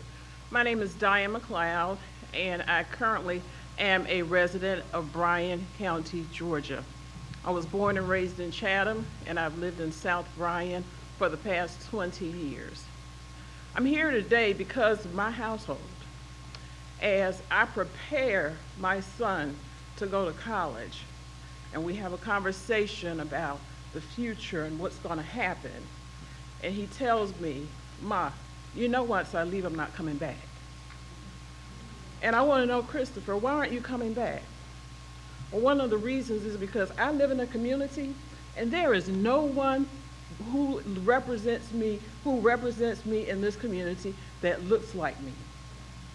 I live in a community where if you are a Democrat, you can't win. I live in a community where my state representative in South Bryan also represents people who live on President Street in Chatham County by the Savannah River. The gerrymandering that went on when the lines were redrawn. So the lines come across from downtown Savannah to South Bryan. Bryan County is a very unique county in the state of Georgia because Bryan County is literally split in half by Fort Stewart Base. So we have North Bryan and we have South Bryan. So instead of South Bryan having one rep, we have two reps who come out of Chatham County. We have a rep who represents East Chatham, the islands, and then we have a rep who comes to Bryan, who comes to South Bryan and represents South Bryan from Chatham, who lit the Pooler, the I-95 corridor. What does this do to the minority representation in South Bryan? It dilutes the vote, it disenfranchises the vote, and ultimately it suppresses the vote. And so what I'm asking you to do is look closely when you're drawing these lines and make sure that my son has a reason to come home.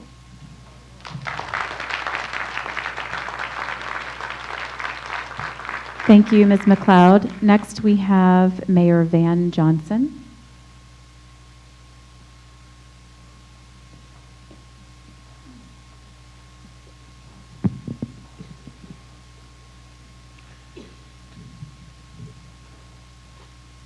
Madam Chairman, Mr. Chairman, members of the committee, we're certainly glad to have you here. Just a couple of points. As our state becomes more diverse, it's crucial that the process be equitable to all Georgians, and it's our job to ensure that we empower communities of color by exposing gerrymandered maps. Based on the voter file data, the scheduled town halls released by the committee are not equitable. It excludes 7 out of the 10 most populous counties in the state, most notably Gwinnett County, and then secondly, Chatham County. The reality is that I had the ability to have the means to get the 70 miles from Chatham County to Glenn County, but many of the people I represent have problems traveling within Chatham County, much less being able to get down here to Glenn County. You deserve the opportunity to hear their voices, and they deserve the opportunity to see your faces. So any way we can help you to get to Chatham County, to get to Savannah, however, whenever you can make it available, we would love to have you, and I'm inviting you to come. Besides, everyone loves coming to Savannah anyway. Secondly, conducting public town halls without census data is merely lip service to Georgians and communities of interest. The committee should commit to conducting public town hall meetings and hearings after the release of census data, and drafted maps with sufficient time for concrete quality public input. As we know that conducting public input prior to the release of census data insinuates that the committee intends on utilizing other data sets for the redistricting process. We hope that is not true, but certainly that's what it would appear. What data sets are you planning to use on this committee to make informed decisions on the redistricting process? And then certainly communities of interest must make themselves available to advocate for themselves in the redistricting process. The committee must release a plan immediately for how it intends to be able to do that without publicly available census data, because right now an avenue like that simply does not exist. And finally, a transparent process is vital to ensuring that voters choose their elected officials and not elected officials choose their voters. Currently, all legislative communications with the committee are considered confidential, and the Georgia General Assembly is excluded from the Open Meetings and Open Records Act that the city of Savannah has to comply by, which undermines public input and confidence in this process. And the committee should dedicate itself to publicly releasing all plans and input provided to and crafted and created by members of the committee. Drafted maps distributed to and created by members of this committee should be released to the public immediately and on an ongoing basis. We cannot undermine public confidence in this process. Well, even thought the mere appearance of backroom deals being cut and Fox public hearings without full transparency. The question ultimately for you is 10 years from now, when there are other people sitting in this room and other people sitting where you're sitting, will the question be asked, what were we thinking? And what did we do? Were we able to ensure the inclusion, transparency, and diversity, or were we the hindrance of that? And so the decision that we make every 10 years determines where we go from here. And so we just ask that as you think of the present, you certainly think about how you'll be reflected in the future. God bless, and again, thank you. Thank you, Mr. Mayor. Next, we have Carrie Smith, and after that will be Anna Dennis. Hi, my name is Carrie Smith. I will be Dr. Carrie Smith in December. Congratulations. The definition of democracy is demos kratia, rule of the people. So when we talk about democracy, we're trying to figure out post-COVID as a people together, America, what is that democracy, a democratic republic? So more important than the issues, how do we shape that democracy? How do we progress what is fair? Rather than a policy tool used for redistricting and reapportionment to maintain a base. When we're talking about people at a local level, we're talking about a district that separates a street from a neighbor to another in a district, not a gerrymandered district that doesn't make sense. A student, which is a first-generation American to be granted state funding for college.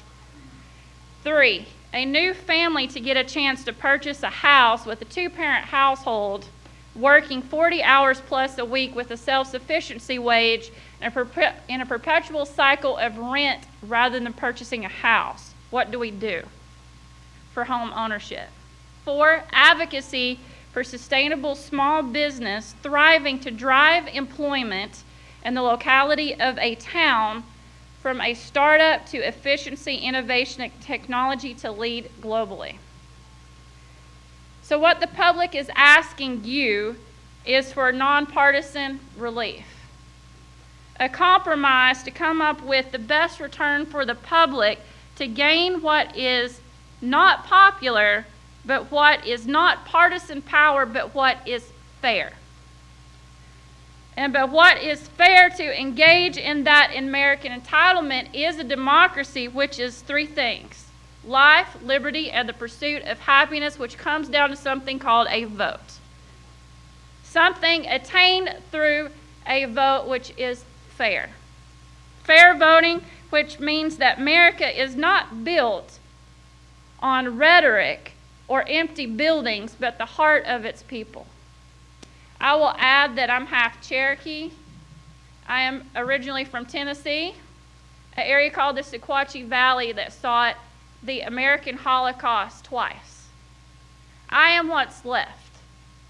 And I get told I'm white, I get told that I'm this, and I get told that I'm black, I get told that I'm everything, because nobody knows what race is anymore, because it doesn't matter if we don't question what America is, and what is fair for both black and white, and what is fair for young people to have a chance rather than being bastardized not to have one at all. So if you're going to have democracy, go back to a simple concept. A democratic republic is rule of the people. Thank you, Ms. Smith. Next, we have Anna Dennis, and then our last speaker will be Clint Day. Good evening. I'm joined by Sayla Dennis as well. Yeah. So hi, y'all. Thank you for having us here. Here you go, sweetie, today. So I'm Anna Dennis, and I am the Executive Director of Common Cause Georgia, and I represent members, that is so gross, all across Georgia. We are here to talk more about the transparency in this process. What we know about redistricting is that it happens every 10 years in Georgia, and steadily that every 10 years, there are members and people across Georgia who are being left out of the process. What we would like to see is fair maps for all communities around Georgia. That means that we want fairness of knowing when maps will be drawn. We want fairness of knowing how lines have been drawn. And we want maps to go into different communities that are not always represented at these different types of tables. So we want fairness in this process. We also want a procurement process as well, where we get written reports of how maps will be drawn and the data that will be used as well. We also want more hearings to happen, not just in select parts of Georgia, not just in places that are not having inclement weather. We want it in places where everyone from the kitchen table to the backwoods, to the dirt roads, to the mountains can all be inclusive in this process. And of course, as a working mother, we want these done at multi-different times. That's not just submitting a written testimony where you cannot actually include documents, but also have it during times that's more feasible for working families, or you all will continuously have folks like Selah joining these hearings. Thank you. Say thank you. Thank you, Ms. Dennis. Okay. Thank you, Selah. Mr. Clint Day.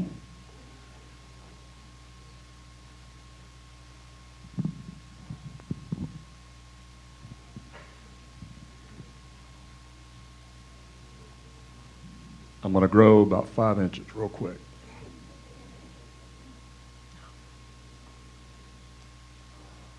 The heart. The heart. The heart. The heart means a lot to me right now. Because on the 14th, I had a heart attack. On the 16th, I was saved by a hospital in Jacksonville, Florida. The heart. The heart. Everybody's heart's working really good right now. I grew up in a very unique home. I grew up in a situation where my dad was a Republican, my mom was Democrat. Out of the 5 siblings, 2 grew up pretty much Democrat, 3 grew up Republican. Well, we win, whatever, as a Republican. But also know this, the heart's what matters. And everybody in this room deserves representation. We know that from the bottom of our heart. Senator Kennedy, Representative Rich, I really do appreciate y'all being here and everybody on the panel. Buddy DeLoach, I think I remember when you were a Democrat. No, I'm just kidding. I'm just kidding. All right. But I had the opportunity to serve in the state senate in 1992. Pierre Howard was the lieutenant governor. He was a Democrat. I was a Republican. He always treated me right. Zell Miller always treated me right. But it was because my mama was there. They knew my mama. And I think we all had that experience. I remember when I was running for U.S. Senate in 1996, went to a retirement community near Emory University in Decatur area. And as I went up there, this lady, I gave a speech, and she looked at me, and after the meeting, I was shaking all these hands, and she said, "Young man, I just can't vote for you. I can't vote for you. I'm a Democrat, and I always vote Democrat." And I said, "Ma'am, that's okay. My mom is a Democrat, and she's voting for me." And she said, "I'm not your mama." All right, now say all this to say all this. I just think it's so important that we treat each other with respect and kindness. I think so many times this is the first time that I've ever been in a room in a long time where it's 50-50 roughly Democrat, Republican. Every business card I had with me, I only had about 10 or 12. Most of them went to Democrats. Never met you before, heard the pastor speak, passed my card along. I'd love to talk to you. I'd love to figure out what we have in commonality, what we can work on together. These young people here from Savannah, wow, I'd love to know more about what what you want to do, what you want to accomplish. And so I think about different people around this state, and I think about Dr. King, who brought so many people together. I grew up in Atlanta. Our family interacted with Dr. King, and not Dr. King, but people after him, the leaders after him. Mrs. King was a very good friend of my mom's. And I just think about Alveda King, too, even today. And many of y'all know who Alveda King is. She's the niece of Dr. King.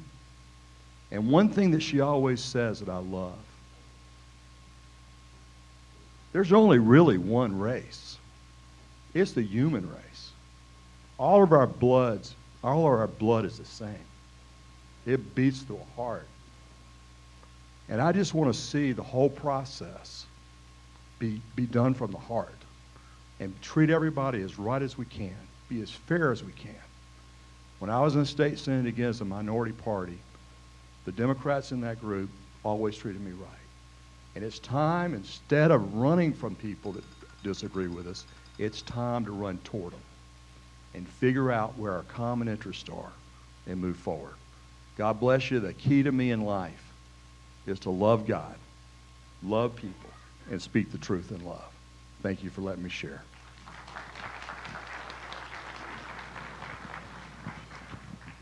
Thank you, Senator. And thank you all so much for being here. I believe that we did treat each other with respect and kindness here tonight. And I really appreciate you all coming out and sitting through and listening to everyone speak. It's been very helpful and very enlightening to us. Thank you for having us here. And with that, this joint meeting of the redistricting committees of the Senate and the House will be adjourned.